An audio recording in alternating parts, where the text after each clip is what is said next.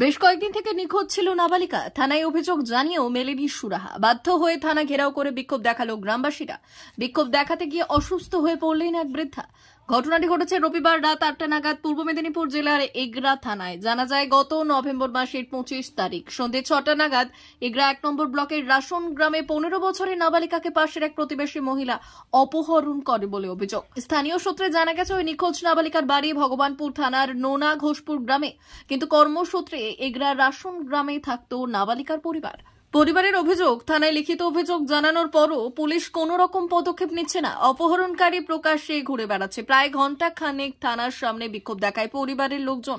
থানা চত্বরে উত্তেজনার পরিবেশ সৃষ্টি হয়। পরে পুলিশের হস্তক্ষেপে পরিস্থিতি নিয়ন্ত্রণে আসে। আমার নাতনিকে খুঁজে পাচ্ছি না, ওখানে থানাতে কমপ্লেন করেছি, আমাকে খুঁজে দিবে বলেছে, আসামি ধরতে যাই না। কতদিন আগে নিখোঁজ হয়েছে? সোমবার দিন থেকে। কিভাবে হলো নিখোঁজ? নিখোঁজটা আমি একটা বাড়িতে টিভি দেখতে যাই, আমি বুড়া লোক। সে তার মা বলছে, মা আমাকে তুই মশলাটা বেটে দে না, আমি হচ্ছে রান্না করবো, ভিক্ষা মেঘে আসে, আমার একটু কষ্ট হচ্ছে, একটু মশলাটা বেটে দাও তো মা, আমি তরকারি রান্না করবো। কষ্ট তুমি বেটে দাও, আমি ঠাকুমাতে টিভি দেখতে যাবা।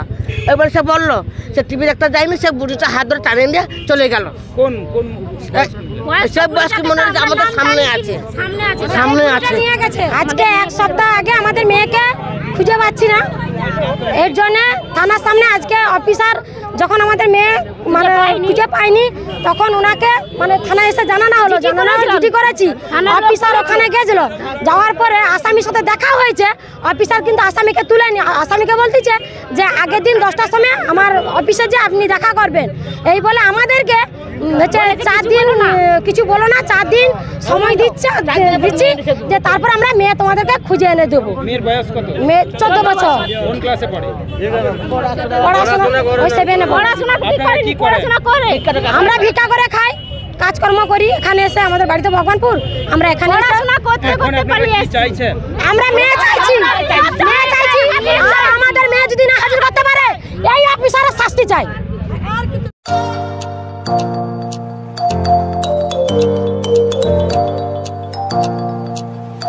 উন্নত ও অত্যাধুনিক চিকিৎসা পেতে আর দূরে নয়, আপনাকে আসতেই হবে জেলার বৃহৎ মাল্টি স্পেশালিটি হসপিটালে, ওম হসপিটাল, ললাট, পশ্চিম মেদিনীপুর। এখানে পাবেন 24x7 এমার্জেন্সি সার্ভিস। এখানে চিকিৎসার ক্ষেত্রে সমস্ত রকম অত্যাধুনিক পরিষেবা পাবেন। এখন থেকে আর বাইরে যাওয়া নয়, একেবারেই কাছে সমস্ত চিকিৎসা পরিষেবা পেতে চলে আসুন ওম হাসপাতাল। রোগী ভর্তি, অপারেশন, আউটডোরে রোগী দেখানোর সুব্যবস্থা। এখানে ICCD, HDD, dialysis unit, burn ইউনিটের পরিষেবা পেয়ে যাবে। এছাড়াও general surgery, gastro surgery, onco surgery, orthopaedic, spine surgery প্রভৃতির ব্যবস্থা পেয়ে যাবে। কলকাতা, কটক, ভুবনেশ্বর এলাকার প্রখ্যাত চিকিৎসক ও সার্জেনরা এখানে রোগী দেখছেন। রোগীদের সুবিধার্থে 24 ঘন্টা চিকিৎসা পরিষেবার পাশাপাশি থাকছে 24 ঘন্টা অ্যাম্বুলেন্স পরিষেবা। উন্নত মানের যন্ত্র দিয়ে আল্ট্রাসোনোগ্রাফি, এক্স-রে ও রক্ত পরীক্ষার ব্যবস্থা রয়েছে। একই ছাদের তলায় সমস্ত রকম পরিষেবা পেতে চলে আসুন ওম হাসপাতালে। একটি বেসরকারি উন্নত মানের হাসপাতাল। প্রতিদিন থাকছেন অভিজ্ঞ চিকিৎসকেরা। চিকিৎসা করছেন doctor Ankit Agarwal, MBBS, MS, MCH, doctor Jagmohan Mishra, MBBS, MS, MCH, doctor SR Panda, MBBS, MS, ortho, doctor Adnan Rehan Khan, MBBS, MS, ortho, doctor Prasad Mondal, MBBS, MS, gynae, doctor Abhijit Sarkar, MBBS, MD, doctor S তামিলি, MBBS, ডক্টর পথিক সিট, MS, DNB, general surgeon, doctor Miraj Ali Khan, MBBS, DNB, general surgeon. অল্প খরচে সুচিকিৎসা পেতে চলে আসুন ওম হাসপাতালে। একেবারেই আপনার হাতের কাছে উন্নত মানের চিকিৎসা। এখানে স্বাস্থ্যসাথী কার্ডের সুবিধা রয়েছে। ললাট, পশ্চিম মেদিনীপুর।